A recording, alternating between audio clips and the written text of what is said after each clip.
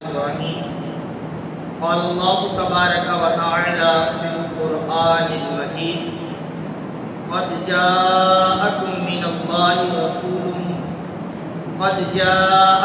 الله نور وكتاب مبين صدق الله العظيم وصدق رسوله النبي الكريم الأمين إن الله وملائكته يصلون على النبي یا ایھا الذین آمنوا صلوا علیہ وسلموا تسلیما.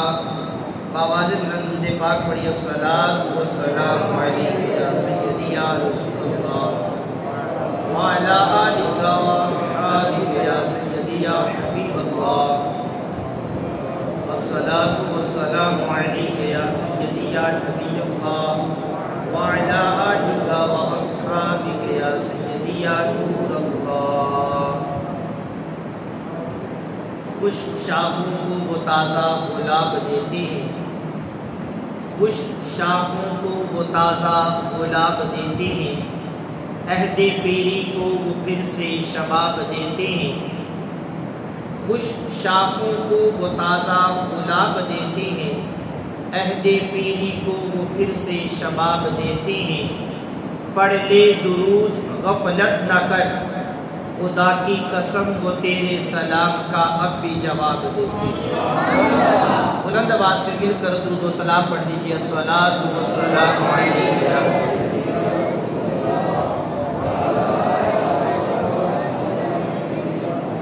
الصلاۃ والسلام علیک یا سیدی یا نبی اللہ وعلی آلک واصحابک یا سیدی یا نور اللہ. اللہ تبارک و تعالی جل جلالہ و عما نوالہ و اعظم شانہ و اتم برہانہ و جل ذکرہ و عز اسمہ کی حمد و ثنا اور حضور سرور کائنات مفخر موجودات زینت بزم کائنات دستگیر جہاں غم گسار زماں سید سرورہ حامی بے کسا قائد المرسلین خاتم النبیین احمد مجتبی جناب محمد مصطفیٰ صلی اللہ تعالی علیہ وآلہ وسلم کے دربار ظہور میں ہدیہ درود و سلام عرض کر لینے کے بعد رب کائنات رب ذوالجلال کے فضل اور توفیق سے آج جشن عید میلاد النبی صلی اللہ تعالی علیہ وآلہ وسلم کے پرمسرت موقع پر ہم جامع مسجد یا رسول اللہ میں موجود ہیں. خالق کائنات جل وعلا ہمیں آج کی رات کی برکات حاصل کرنے کی توفیق عطا فرمائے اور رب کائنات رب ذوالجلال ہمارا جشن عید میلاد النبی صلی اللہ تعالی علیہ وآلہ وسلم منانا اپنی بارگاہ میں قبول فرمائے اور ہمارے آنے والی نسلوں کو بھی رب کائنات اس بات کی توفیق عطا فرمائے کہ وہ بھی ہمیشہ ہمارے آقا مولا علیہ السلام کہ جشن عید میلاد النبی صلی اللہ تعالی علیہ وآلہ وسلم کے پرمسرت موقع پر محافل عید کا محافل کا انتظام کرے اور خوشی کا اظہار کرے. آپ کے سامنے قرآن مجید فرقان حمید کی ایک آیہ مبارکہ تلاوت کرنے کا شرف حاصل کیا. اس سے قبل نبی کریم علیہ السلام کا چونکہ جشن ولادت ہے، مبارک رات ہے میلاد کی، تو درود و سلام پڑھنے کے حوالے سے ایک حدیث مبارکہ جس کو جلاء الافہام کی صفحہ نمبر 56 پر ذکر کیا گیا. حضرت سیدنا ابو درداء رضی اللہ تعالی عنہ اس حدیث کے راوی ہیں. آپ فرماتے ہیں کہ رسول اللہ صلی اللہ تعالی علیہ وآلہ وسلم نے ارشاد فرمایا لیس من عبد یصلی علی الا بلغنی صوته حیث کان. قلنا بعد وفاتك یا رسول اللہ نعم بعد وفاتی ان اللہ حرم علی الارض ان تاکل اجساد الانبیاء فنبی اللہ حی یرزقون او کما قال رسول اللہ صلی اللہ تعالی علیہ وآلہ وسلم. حضرت ابو درداء رضی اللہ تعالی عنہ فرماتی ہیں کہ نبی کریم علیہ السلام تشریف فرما ہے. ہمارے آقا مولا علیہ السلام نے ارشاد فرمایا اے میرے غلاموں، اے صحابہ سنو، جب میرا کوئی غلام، میرا امتی مجھ نبی کی ذات پر درود و سلام پڑھتا ہے نا، تو اس غلام کا، اس امتی کا میں نبی درود سن لیتا ہوں۔ سبحان اللہ، کیا بات۔ اور فرمایا حیث کان، اے صحابہ سنو، وہ میرا غلام جہاں کہیں بھی ہو اس غلام کا درود میں سن لیتا ہوں۔ اب یہاں اہل علم حضرات جو درس نظامی کرتے ہیں وہ اس بات کو سمجھتے ہیں کہ حیثو یہ لفظ جو عربی کا ہے یہ ظرف کے لیے آتا ہے، اور ظرف کی دو اقسام ہوتی ہیں، ظرف مکان، ظرف زمان۔ لیکن یہاں میرے آقا نے کسی قسم کی قید نہیں لگائی۔ ظرف زمان جس میں زمانے کی قید ہو، ظرف مکان جس میں جگہ کی قید ہو، لیکن میرے لجپال کریم آقا نے عربی میں جو حدیث کا لفظ استعمال کیا نا، وہ فرمایا حیث کان، میرا غلام، میرا امتی، میرا چاہنے والا، مجھ سے محبت کرنے والا، وہ جہاں کہیں بھی ہو، وہ جب مجھ نبی کی ذات میں درود پڑے گا نا، میں نبی اس کا درود سن لیا کروں۔ کیا بات، سبحان اللہ۔ اب یہاں اس بات کی قید نہیں ہے کہ وہ مدینے میں آئے، گنبد خضرا کے سامنے کھڑا ہو کر ہاتھ باندھ کر درود و سلام پڑھے پھر نبی درود سنیں گے۔ اس بات کی قید نہیں ہے کہ مکے میں آئے، کعبے کے سامنے کھڑا ہو کر درود و سلام پڑھے پھر نبی درود سنیں گے۔ نانا، اس بات کی قید نہیں لگائی، اور نہ ہی میرے نبی نے زمانے کی قید لگائی کہ میری حیات میں میرے سامنے آئے، مسجد نبوی میں آئے پھر درود پڑھے میں نبی سنوں گا۔ میرے آقا نے فرمایا حیث کان، گویا کہ ارشاد فرما دیا کہ وہ چاہے مکے میں ہو، چاہے مدینے میں ہو، چاہے وہ پاکستان کی زمین پہ ہو، چاہے وہ ہندوستان کی زمین پہ ہو، جب بھی میرا غلام مجھے نبی کی ذات پہ درود پڑھے گا میں سن لیا کروں۔ سبحان اللہ، نعرہ تکبیر، تکبیر، اللہ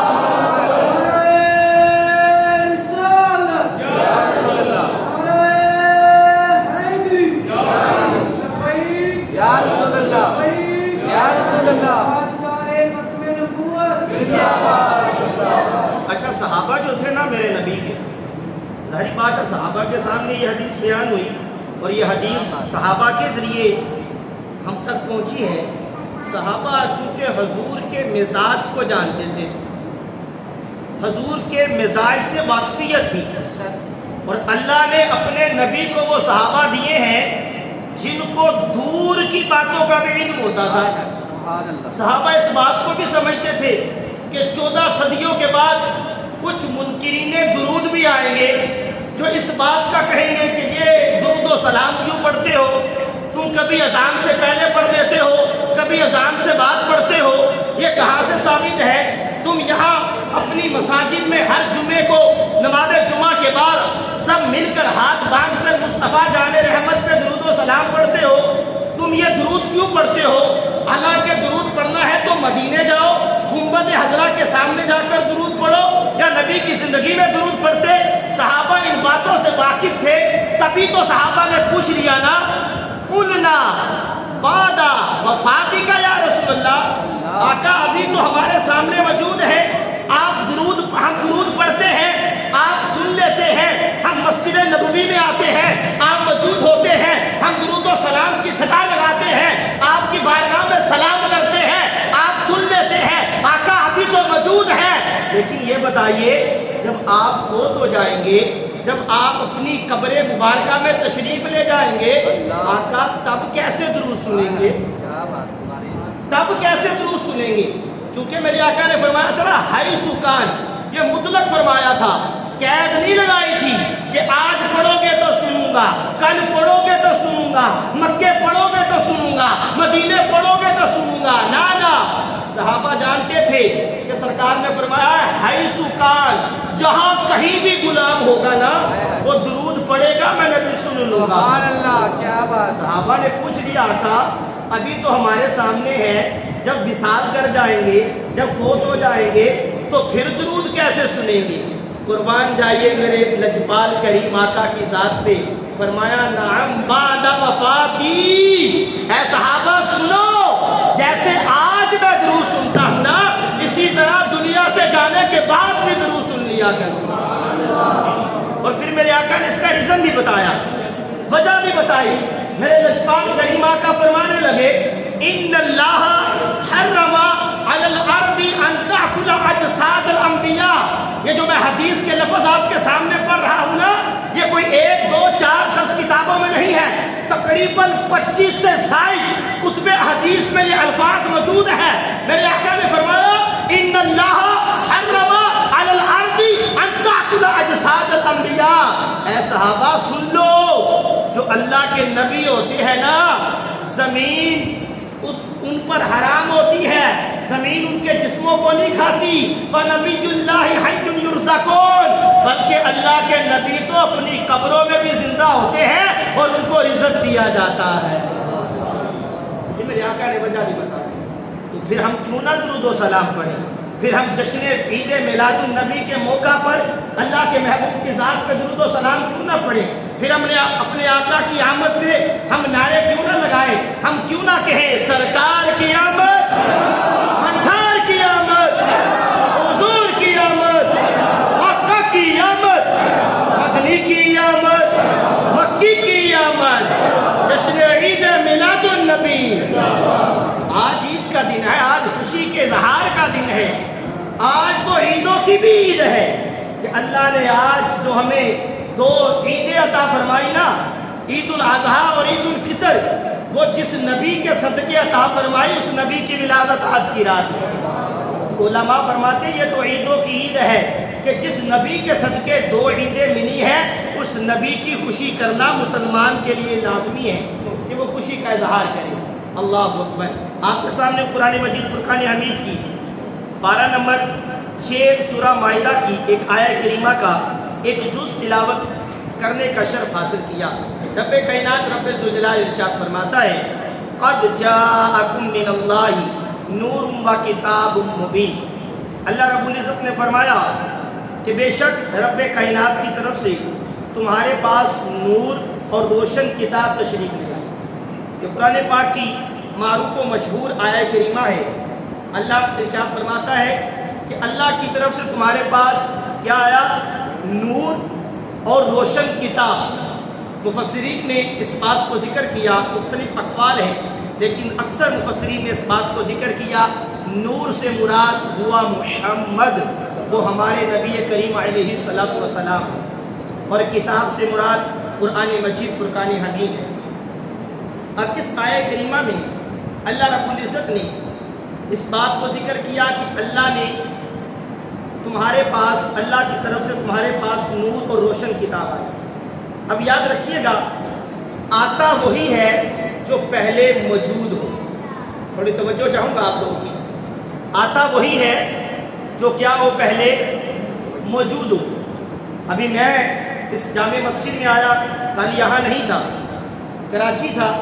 کراچی تھا، موجود تھا، وہاں سے چلا تو یہاں آ گیا. اسی طرح آپ اپنے گھروں میں تھے، گھروں سے چلے تو یہاں آ گئے. اب میں کہوں آپ سب مسجد میں آئے، پیدا نہیں ہوئے ابھی، آپ سب پیدا پہلے ہو چکے ہیں، لیکن آئے کیونکہ آپ پہلے موجود تھے تبھی آپ آئے. میں پہلے موجود تھا تبھی یہاں آیا، لیکن میرے آقا کے بارے میں اللہ نے فرمایا کہ نور آ گیا، تو اس سے پتا چلا میرے آقا پہلے موجود تھے تبھی آئے، پہلے موجود تھے تبھی دنیا میں تشریف لائے اور نور آیا. اور یہ نور پہلے کب سے موجود تھا؟ جناب جابر سے پوچھ لیجئے.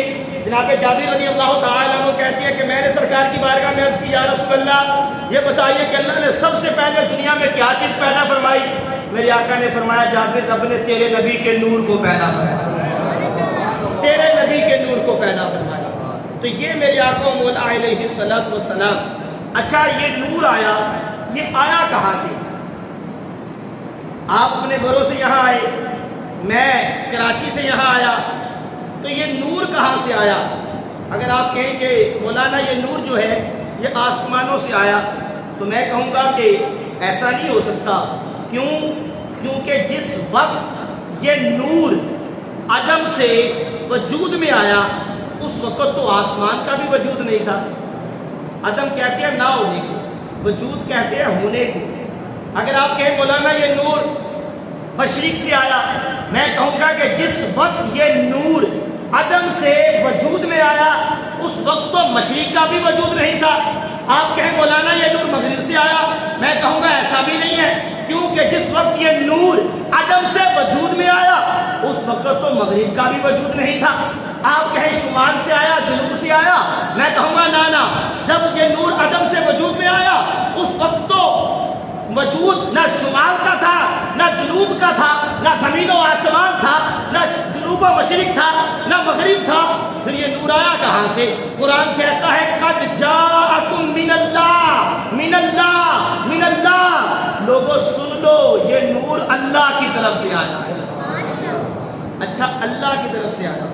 یاد رکھیے گا, یہ اصول ہے, ضابطہ ہے, ایک قانون ہے کہ جو چیز جہاں سے آتی ہے نا وہاں کی صفات ساتھ لے کر آتی ہے. کیا قانون ہے؟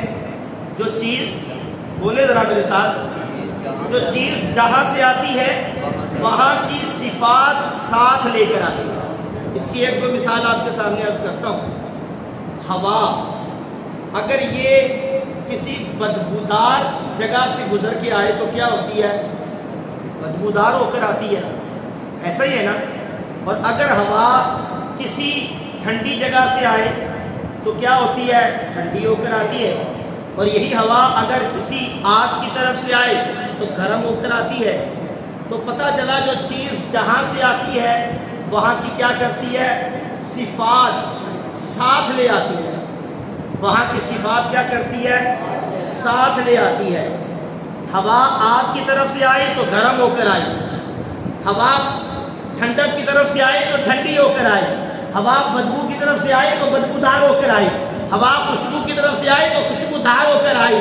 اور یارو میرے نبی کا نور وہ ہے جو اللہ کی طرف سے آیا ہے. تو پھر ماننا پڑے گا میرا نبی, میرے نبی کا نور یہ خالی نہیں آیا بلکہ خدائی صفات ساتھ لے کر آیا ہے. اور یہ میں نہیں کہتا, قرآن پڑھو, قرآن خود اس بات کو بیان کرتا ہے کہ میرا نبی اللہ کی طرف سے آیا, میرا نبی کا نور رب کی طرف سے آیا, تو وہ صفات خدائی ساتھ لے کر آیا. وہ کیسے؟ اگر ہم دیکھتے ہیں ہمارے نبی کیا ہے؟ ہمارے نبی عزیز ہیں. رب کائنات کون ہے؟ عزیز. ہمارے نبی کو بھی عزیز بنا دیا. یہ صفت رب کی ہے عزیز. رب نے یہی صفت ہمارے نبی کو بھی عطا فرمائی. ہمارے نبی کیا ہے؟ رحیم. رب کائنات رحیم تھا, میرے تیرے نبی کو بھی رحیم بنا دیا. رب کائنات کریم تھا, تیرے میرے نبی کو بھی کریم بنا دیا. رب کائنات جمیل تھا, تیرے میرے نبی کو بھی جمیل بنا دیا. رب کائنات رؤوف تھا, تیرے میرے نبی کو بھی رؤوف بنا دیا. رب کائنات جو صفات رب کی تھی وہی صفات رب نے اپنے نبی کو بھی عطا فرمائی. رب سمیع تھا, تیرے میرے نبی کو سمیع بنا دیا. رب بصیر تھا, تیرے میرے نبی کو بصیر بنا دیا. رب کائنات جمیل تھا, تیرے میرے نبی کو جمیل بنا دیا. اور پھر قرآن کو پڑھتے ہیں تو پتہ چلتا ہے اللہ نور السماوات والارض, رب کائنات تو زمین و آسمان کا نور ہے. پھر ہم نے دیکھا رب خود نور ہے تو تیرے میرے نبی کو بھی رب نے نور بنا کر بھیج دیا.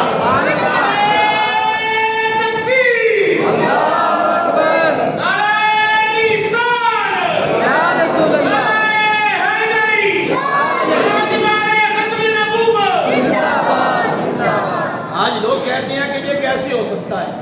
دیکھو رب خود نور ہے, قرآن کہتا ہے, اور یہاں قرآن ہی کہتا ہے رب نے ہی اپنے نبی کو نور بنا کر بھیجا. رب جمیل ہے, رب سونا ہے, اپنے نبی کو بھی سونا بنا کر بھیج دیا. رب کائنات کریم ہے, اپنے نبی کو بھی کریم بنا کر بھیج دیا. رب کائنات رؤوف ہے, اپنے نبی کو بھی رؤوف بنا دیا. اور پھر رب کائنات کیسا سونا ہے, اور پھر کتنا خوبصورت ہے, کتنا جمیل ہے, اور پھر اپنے نبی کو بھی ایسا حسین و جمیل بنا کر بھیجا کہ ہم قرآن کو پڑھتے ہیں تو ہمیں پتہ چلتا ہے کہ حضرت یوسف علیہ نبی علیہ الصلوۃ والسلام, ان کے حسن کے چرچے قرآن بیان کرتا ہے کہ اتنے حسین و جمیل تھے کہ مصر کے اندر آپ کے چہرے پہ نقاب ڈال دیا گیا. کہ لوگ آپ کے حسن کی تاب نہیں لا سکتے تھے، آپ کو دیکھ نہیں پاتے تھے، اتنا اللہ نے حسن حضرت یوسف علیہ نبینا علیہ السلام کو عطا فرمایا۔ اور پھر مصر میں وہ وقت بھی آیا جس کو قرآن نے بیان کیا کہ مصر کی عورتیں جب حسن یوسف کو دیکھتی ہیں نا تو بے ساختہ اپنی انگلیاں کاٹ لیتی ہیں، توجہ نہیں ہے، بے ساختہ حسن یوسف کو دیکھ کر مصر کی عورتوں نے کیا اپنی انگلیاں کاٹی۔ اور یہاں کیا ہے؟ میرے نبی کا حسن۔ اور پھر اگر چلتے ہیں ہم اپنے امام کی بارگاہ میں، سبحان اللہ، بریلی کے تاجدار کی بارگاہ میں، سنیوں کے امام کی بارگاہ میں، شاہ امام احمد رضا خان علیہ رحمہ کی بارگاہ میں، تو کتنے خوبصورت انداز میں کہا نا، حسن یوسف پہ کٹی مصر میں انگشت زنا۔ زنا کہتے ہیں عورتوں کو، انگشت کہتے ہیں انگلیوں کو۔ تو میرے امام بریلی کے تاجدار نے کتنے خوبصورت انداز سے قرآن کے اس واقعے کو ایک شعر میں پرو دیا اور کہا، حسن یوسف پہ کٹی مصر میں انگشت زنا، سر کٹاتے ہیں تیرے نام پہ مردان عرب۔ سبحان اللہ۔ اچھا اس شعر پہ ذرا غور کیجیے، میرے امام کو اللہ نے کتنی مہارت عطا فرمائی۔ میرے امام جس میدان میں قلم اٹھاتے ہیں نا اس میدان کو خالی نہیں چھوڑتے، کوئی ثانی میرے امام کا نہیں رہتا۔ میرے امام نے قرآن کا ترجمہ لکھنا شروع کیا، ایسا ترجمہ لکھا کہ آج تک کوئی اس کے مقابلے کا اردو میں ترجمہ نہیں لکھ سکا۔ اور یہ بھی یاد رکھیے گا یہ ترجمہ کس وقت میں لکھا گیا۔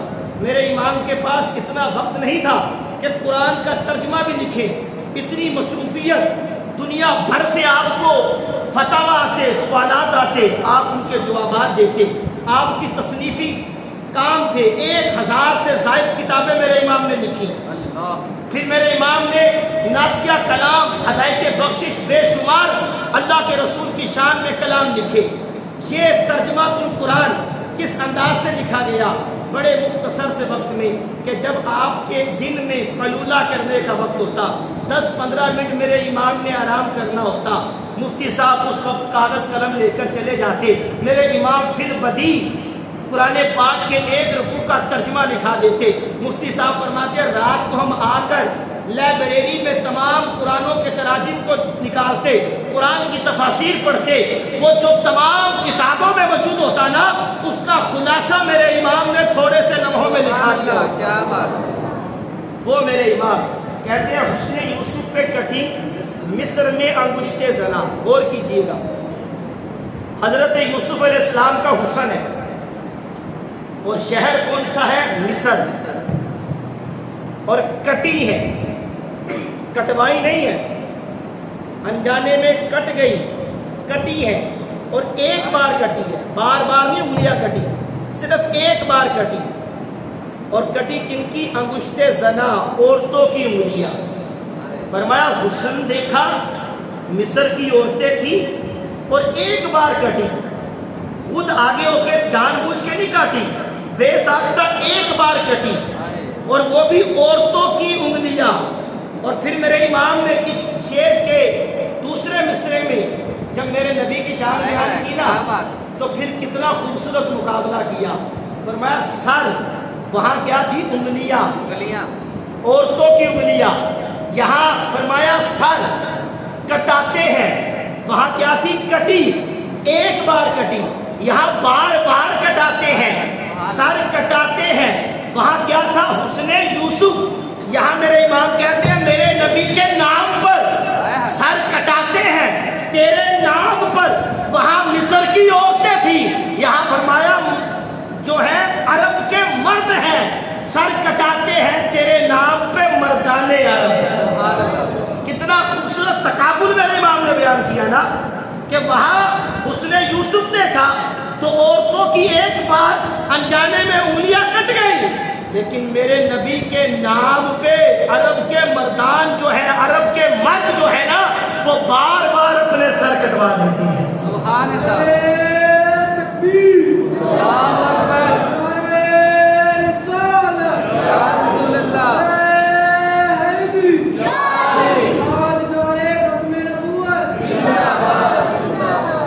میرے آقا مولا علیہ السلام کیسے نور تھے، کتنے خوبصورت تھے۔ حضرت عبداللہ بن سلام رضی اللہ تعالیٰ یہ اسلام لانے سے پہلے نا یہودیوں کے بہت بڑے عالم تھے، یہودیوں کے بہت بڑے عالم تھے۔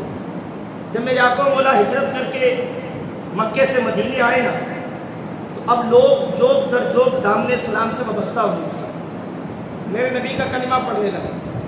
اب یہودی پریشان ہے کہ کرے تو کرے کیا، لوگوں کو محمد کے قریب جانے سے کیسے روکے۔ یہودی اپنے اس بڑے عالم عبداللہ بن سلام جو کہ ابھی اسلام لے کر نہیں آئے، ان کے پاس آ گئے اور آ کر کہا کہ محمد نامی لوگوں کو اپنی طرف کر رہا ہے اور اپنے دین میں داخل کر رہا ہے، تم ہمارے بڑے عالم ہو، چلو ان کے پاس اور جا کر ایسے سوالات کرو کہ وہ جواب نہ دے سکے۔ حضرت عبداللہ بن سلام یہودیوں کے ساتھ مل کر میرے نبی کی بارگاہ میں آ گئے۔ جب میرے آقا کی بارگاہ میں آئے نا تو میرے آقا کو دیکھا تو دیکھتے رہ گئے، کیا بات، زبان خاموش، کوئی سوال نہیں کیا۔ یہودی کہتے رہے بولو سوال کرو، خاموش، کوئی سوال نہیں کیا۔ بالآخر واپس پلٹ آئے، آ کر عبداللہ بن سلام سے کہنے لگے او عبداللہ بن سلام، تو ہمارا بہت بڑا عالم تھا، یہ تو نے کیا کیا؟ تو نے کوئی سوال ہی نہیں کیا، تو خاموش رہا، بس محمد کے چہرے کو دیکھتا رہا، تو نے سوال کیوں نہیں کیا؟ حضرت عبداللہ بن سلام اب بولے اور بول کے کیا کہنے لگے؟ فرمایا فلما نظرت الی وجہ رسول اللہ، جب میں نے رسول اللہ کے چہرے کو دیکھا نا، میں نے محمد کے چہرے کو دیکھا تو کیا کیا؟ عرفت، میں نے پہچان لیا، میں نے جان لیا۔ کیا پہچان لیا؟ آپ فرماتے ہیں میں نے جان لیا کہ اتنا حسین و جمیل چہرہ ہے نا یہ کسی جھوٹے کا چہرہ ہو ہی نہیں سکتا۔ آپ کلمہ پڑھ کے دامن اسلام سے وابستہ ہو۔ سبحان اللہ۔ اس نبی کا آج ہم میلاد منا رہے ہیں کہ جس نبی کو یہودیوں کے بڑے عالم عبداللہ بن سلام دیکھے تو چہرہ دیکھ کے کلمہ پڑھ کے دامن اسلام سے وابستہ ہو جائے۔ اس نبی کے میلاد کی محفل میں ہم شامل ہیں۔ اور پھر مولا علی کا فرمان نبی قاری صاحب نے ذکر کیا لم ارا قبلہ ولا بعدہ مثلہ، مولا علی فرماتے ہیں کہ میں نے کبھی بھی مصطفیٰ جیسا حسین و جمیل نہ کبھی پہلے دیکھا نہ کبھی بعد میں دیکھا۔ سبحان اللہ۔ اور پھر چلیے حضرت حسان بن ثابت کی بارگاہ میں کتنے خوبصورت انداز میں کہا ہے نا وَأَحْسَنُ مِنْكَ لَمْ تَرَ قَطُّ عَيْنِي وَأَجْمَلُ مِنْكَ لَمْ تَلِدِ النِّسَاءُ خُلِقْتَ مُبَرَّأً مِنْ كُلِّ عَيْبٍ كَأَنَّكَ قَدْ خُلِقْتَ كَمَا تَشَاءُ۔ یا رسول اللہ آپ جیسا خوبصورت، آپ جیسا سونا آقا میری آنکھوں نے آج تک دیکھا ہی نہیں۔ سبحان اللہ۔ اچھا یہاں بھی چونکہ صحابہ کا مزاج جو تھا پہلے جیسے عرض کیا وہ جانتے تھے کہ بعد میں کچھ فتنے اٹھیں گے جو معاذ اللہ رسول اللہ کا میلاد بھی نہیں منائیں گے، اور اس مبارک رات میں جو پورے سال گھر میں لائٹیں چلاتے تھے وہ بھی بند کر دیں گے کہ تاکہ بتائیں کہ ہم میلاد منانے والے نہیں ہیں۔ لیکن قربان جائیے صحابہ نے کتنے خوبصورت انداز سے پہلے ہی ان کا رد کر دیا۔ کوئی کہہ سکتا تھا کہ حضرت حسان بن ثابت جو ہیں وہ دنیا میں کتنا عرصہ رہے گا، 50 سال، 60 سال، 70 سال، اور جبکہ دعویٰ کیا کر رہے ہیں وَأَحْسَنُ مِنْكَ لَمْ تَرَ قَطُّ عَيْنِي، آقا میری آنکھوں نے نا آج تک آپ جیسا حسین نہیں دیکھا۔ کوئی کہہ سکتا تھا 14ویں صدی میں منکر رسول جو رسول کی عظمت کو نہیں مانتا کہ یہ کیسے ہو سکتا ہے، حضرت حسان نے تو پہلے کا زمانہ نہیں دیکھا، حضرت حسان نے تو نبی کے بعد کا زمانہ نہیں دیکھا، کیا پتا کوئی اور سونا آ جاتا یا پہلے کوئی سونا یوسف علیہ السلام کا اتنا حسن ہے ان کا چرچا تھا، کیا پتا وہ سونے ہوتے۔ تو حضرت حسان نے پہلے جواب دے دیا، فرمایا وَأَحْسَنُ مِنْكَ لَمْ تَرَ قَطُّ عَيْنِي وَأَجْمَلُ مِنْكَ لَمْ تَلِدِ النِّسَاءُ، آقا میری آنکھیں دیکھتی بھی کیسے، آپ جیسا حسین تو آج تک کسی ماں نے پیدا ہی نہیں کیا۔ کیا بات، کسی ماں نے پیدا کیا ہوتا تو میری آنکھیں دیکھتی نا، آپ جیسا حسین تو کسی ماں نے پیدا ہی نہیں کیا۔ اور پھر فرمایا کَأَنَّكَ قَدْ خُلِقْتَ كَمَا تَشَاءُ، آقا آپ تو ایسے لگتا ہے جیسے آپ چاہتے تھے رب نے آپ کو ویسا ہی پیدا کیا۔ سبحان اللہ۔ اور پھر یہی حسان بن ثابت ہے. حدیث پاک میں آتا ہے کہ جب حضرت حسان بن ثابت ہمارے آقا کو دیکھتے نا کیا کرتے, آپ خود فرماتے ہیں فَلَمَّا نَظَرْتُ إِلَىٰ أَنْوَارِهِ, جب میں رسول اللہ کے چہرے کو دیکھتا نا تو کیا کرتا, فَوَضَعْتُ عَلَىٰ عَيْنَيْهِ كَفَّيْهِ, میں اپنی ہتھیلیوں کو اپنی آنکھوں پہ رکھ دیتا. سبحان اللہ. یہ حضرت حسان بن ثابت کا قول ہے. آپ فرما رہے ہیں, فرماتے ہیں میں جب بھی رسول اللہ کے چہرے کو دیکھتا نا تو اپنی ہتھیلیوں کو اپنی آنکھوں پہ رکھ لیتا اور انگلیوں کے درمیان سے جو جگہ ہوتی وہاں سے میں رسول اللہ کو دیکھتا. ہم پوچھنے لگے اے حضرت حسان بن ثابت یہ معاملہ کیا ہے؟ صحابہ تو چاہتے کہ رسول اللہ کے ودعا کے چہرے کو دیکھے, واللین کی زلفوں کو دیکھے, معزان کے کاجل کو دیکھے, لیکن آپ فرما رہے ہیں کہ میں جب بھی رسول اللہ کے چہرے کو دیکھتا اپنی ہتھیلیوں کو اپنی آنکھوں پہ رکھ لیتا. اس کا ریزن کیا ہے؟ حضرت حسان بن ثابت کہنے لگے اور سنو میں کس وجہ سے اپنی ہتھیلیوں کو اپنی آنکھوں پہ رکھتا. وہ یہ وجہ ہوتی کہ نور رسول اللہ کے چہرے سے اتنا نور, اتنی روشنی نکلتی کہ میں خوف کرتا کہیں اس روشنی کی وجہ سے میری آنکھوں کی روشنی نہ چلی جائے, میری آنکھوں کی روشنی نہ چلی جائے نور مصطفیٰ کو دیکھ کر. اللہ اکبر, اتنا اللہ نے حسن میرے آقا کو عطا فرمایا. جو کہ وقت پہلے ہی کافی ہو چکا ہے, آخر میں ایک اور حدیث مبارکہ روایت آپ کے سامنے عرض کر کے اپنی گفتگو کو ختم کروں گا. میرے آقا مولا علیہ السلام کا میلاد یہ کوئی آج کا معمول نہیں ہے. اگر ہم دیکھتے تو میرے آقا کی ولادت سے 1000 سال پہلے مدینۃ المنورہ کی زمین پر بھی میلاد منایا گیا. میرے آقا کی ولادت سے 1000 سال پہلے مدینۃ المنورہ کی زمین پر میلاد منایا گیا. جب میرے آقا ہجرت کر کے مدینہ تشریف لائے نا تو جس اونٹنی پہ سوار تھے, اب استقبال کیا گیا, مدینے آئے. اب ہر غلام کی خواہش یہ تھی کہ ہمارے نبی ہمارے گھر آئے, میرے گھر آئے اور مجھے مہمانی کا موقع دے, میزبانی کا موقع مجھے دے. لیکن فیصلہ یہ ہوا کہ میری اونٹنی جس گھر کے سامنے بیٹھے گی میں اسی کا مہمان بنوں. اور پھر آپ کو پتہ ہے کہ اونٹنی کس کے گھر کے سامنے بیٹھی؟ حضرت ابو ایوب انصاری رضی اللہ تعالی عنہ کے گھر کے سامنے میرے لجپال کریم آقا کی اونٹنی بیٹھی. اچھا, یہ اونٹنی حضرت ابو ایوب انصاری کے گھر کے سامنے ہی کیوں بیٹھی؟ سوچنے کی بات ہے, کسی اور کے گھر کے سامنے کیوں نہیں بیٹھی؟ تو اس کو بخاری کی شرح عمدۃ القاری میں امام عینی بدر الدین عینی رحمہ اللہ نے ذکر کیا, تفصیل سے آپ نے اس بات کو ذکر کیا. آپ فرمانے لگے معاملہ یہ تھا کہ وہ جس گھر کے سامنے اونٹنی بیٹھی نا وہ اصل میں گھر رسول اللہ کا تھا. پہلے نبی کبھی مدینے نہیں آئے, مکے سے زندگی گزاری, مدینے پہلی بار آئے ہیں اور گھر پہلے ہی مدینے میں بنا ہوا موجود ہے. یہ کیسے؟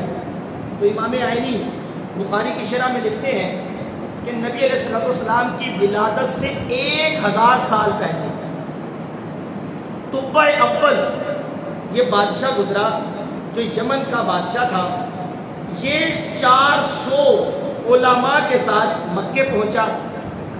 مکے سے یہ جب یثرب کی زمین پر پہنچا جسے مدینہ المنورہ کہا جاتا ہے, جب ان 400 علماء کے ساتھ یثرب کی زمین پر آیا, چونکہ اس وقت وہ بیماریوں کا گڑھ تھا, تکلیفوں کا گڑھ تھا, اس زمین پر جب گھیراؤ کیا گیا نا, پڑاؤ کیا گیا, صبح چلنے کی باری آئی تو ان 400 علماء نے آپس میں میٹنگ کی کہ اب ہم یہاں سے نہیں جائیں گے. اچھا, وہ 400 علماء پہلی کتابوں کے علماء تھے, آسمانی کتابوں کے علماء تھے, علم رکھنے والے, متقی پرہیزگار, اور ایسے متقی پرہیزگار کے 400 کے 400 علماء نے شادیاں بھی نہیں کی تھی, کنوارے تھے.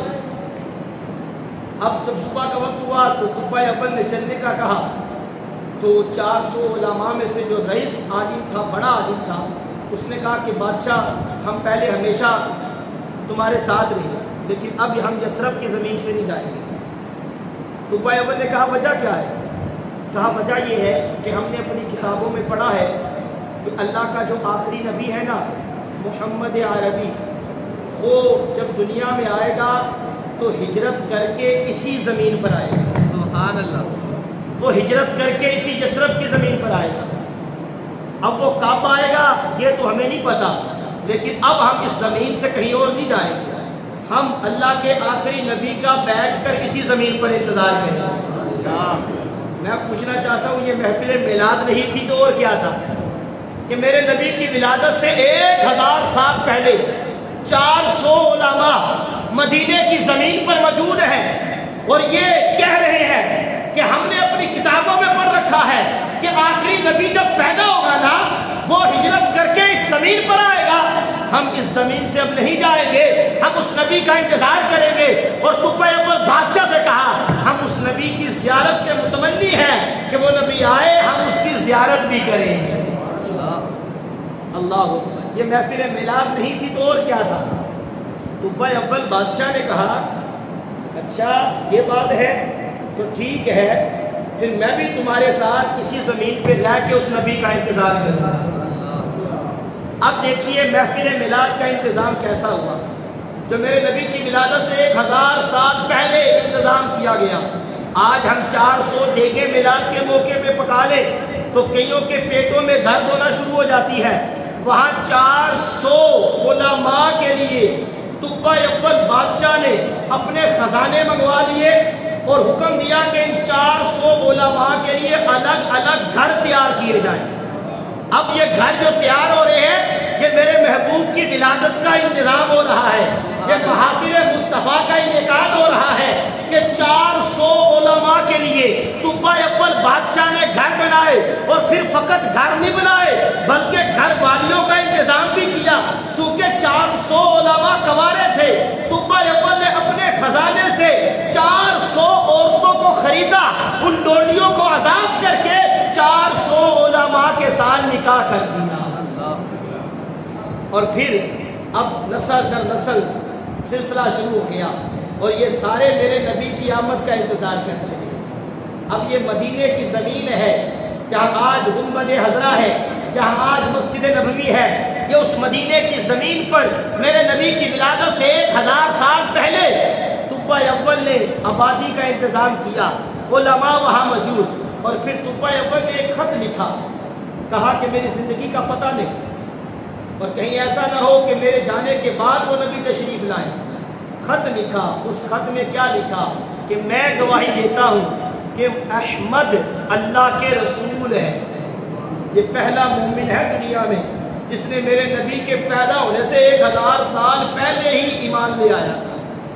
تبا اول نے خط میں لکھا کہ میں گواہی دیتا ہوں کہ محمد احمد اللہ کے رسول ہے، اور یہ خط لکھ کر آگے چند اشعار پورا قصیدہ لکھ کر باقاعدہ امام عینی نے اس کی تفسیر لکھی ہے، وہ لکھ کر جو ان 400 علماء میں سے رئیس عالم تھا، بڑا عالم تھا، اس کے حوالے کر دیا اور کہا کہ اگر میں نہ رہا نا تو یہ خط تم اپنی اولاد کو دینا، وہ آگے دیتی رہے۔ پھر آخر یہ خط نبی علیہ السلام کی بارگاہ میں پہنچا ہے۔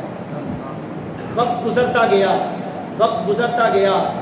گیا وہ خط، اچھا پھر یہاں پہ تبا اول نے جو 400 علماء کے لیے گھر بنائے نا، ان 400 کے علاوہ ایک الگ سے گھر بنایا، اور حدیث میں ذکر ہے روایات میں کہ وہ گھر تبا اول نے اس دور میں 2 منزلہ بنایا، جس وقت عرب میں 1 منزل کا بھی وہ رواج نہیں تھا، ایک گٹیا سی بنا کے لوگ رہتے تھے۔ میرے نبی کی ولادت سے 1000 سال پہلے تبا اول نے 2 منزلہ گھر بنایا، اور پھر کہا کہ یہ جو گھر ہے نا یہ گھر میں اس آخری نبی کے لیے بنا رہا ہوں، یہ میری طرف سے اس آخری نبی کی بارگاہ میں تحفہ ہے۔ اب امام عینی لکھتے ہیں کہ وہ جو اونٹنی بیٹھی تھی نا وہ اسی گھر کے سامنے بیٹھی تھی جو تبا اول نے نبی علیہ السلام کے لیے بنایا تھا۔ سبحان اللہ۔ کیونکہ نبی علیہ السلام اپنے ہی گھر میں جو تبا اول 1000 سال پہلے بنا کے میرے نبی کی بارگاہ میں نذرانہ پیش کر گیا تھا، اس گھر میں تشریف لائے جو حضرت ابو ایوب انصاری کی ملت میں تھا۔ پھر جب میرے نبی مدینے آ گئے نا، حضرت ابو ابو ایوب انصاری کے گھر تشریف فرما ہوئے. اب وہ خط نسل در نسل چلتا چلتا حضرت ابو یعلا کے پاس آیا. حضرت ابو یعلا نے سنا کہ مکے سے کوئی ہجرت کر کے آیا ہے. وہ خط اپنی جیب میں ڈال کر میرے نبی کے سامنے آ گئے. کیسے ہی میرے نبی کے سامنے آئے نا, کمال کی بات دیکھیے. آج لوگ کہتے ہیں معاذ اللہ نبی دیوار کے پیچھے کا علم نہیں رکھتے. میرے نبی تو 1000 سال پہلے کی بھی خبر دے دیتے ہیں. ابو یعلا خط اپنی جیب میں ڈال کر ابھی صحابہ کے مجمع میں آیا, میرے نبی کے سامنے آیا. میرے لجپال آقا نے فرمایا ابو یعلا لاؤ میرا خط دے دو. سبحان اللہ. اس نے ذکر نہیں کیا ابھی. میرے آقا نے فرمایا میرا خط دے دو جو تبا اول نے دیا تھا اور نسل در نسل چلتے تمہارے پاس آ گیا. ابو یعلا نے کہا کہ آپ کو میرا نام کیسے پتا؟ میرے آقا نے فرمایا میرا خط دو مجھے. ابو یعلا نے خط نکال کے دیا. میرے آقا نے اس خط کو پڑھا اور کہا مرحبا, خوش آمدید. ہم تبا اول کو مرحبا کہتے ہیں, خوش آمدید کہتے ہیں. تو یہ میرے نبی کا علم تھا کہ 1000 سال پہلے تبا اول کہ جو ایمان میرے نبی پہ لے آیا ہے اور اس نے 400 علماء کی موجودگی میں میرے آقا کا میلاد مدینے کی سرزمین پر منایا اور پھر میرے آقا کے لیے گھر تیار کروا کر وہ رکھ دیا. اور پھر میرے آقا ہجرت کر کے جب مدینے آئے میرے آقا نے وہ خط بھی مان لیا. امام علی فرماتے ہیں یہ تو میرے نبی کا علم ہے کہ میرے نبی نے ابو یعلا سے کہا کہ مجھے خط دے دو, اور میرے نبی جس اونٹنی پہ سوار ہوتے ہیں نا اس اونٹنی کو بھی پتا ہے کہ میں نے جس گھر کے سامنے رکنا ہے وہ وہی گھر ہے جو تبا اول نے میرے نبی کے لیے بنایا تھا. سبحان اللہ. امام علی کہتے ہیں یہ تو نبی کا علم ہے. نبی جس اونٹنی پہ سوار ہوتے ہیں نا اللہ اس اونٹنی کو اتنا علم عطا فرماتا ہے کہ وہ بھی 1000 سال پہلے کی بات جانتی ہے کہ میں نے جس گھر کے سامنے رکنا ہے وہ ابو ایوب انصاری کا گھر ہوگا جو در حقیقت میرے آقا کا گھر ہے. اللہ اکبر. تو یہ 1000 سال پہلے محفل میلاد میرے آقا و مولا علیہ الصلوۃ والسلام کی اس انداز سے منائی گئی. اور پھر ایک اور بات عرض کرتا چلوں, وقت چونکہ کافی ہو چکا ہے اور مجھے بھی تھکاوٹ ہے. ابھی مغرب سے کچھ دیر پہلے پہنچا تھا یہاں سفر کر کے اور دوبارہ پھر ارادہ ہے جانے کا. اللہ نے چاہا تو دوبارہ پھر جانا ہے, سفر کرنا ہے.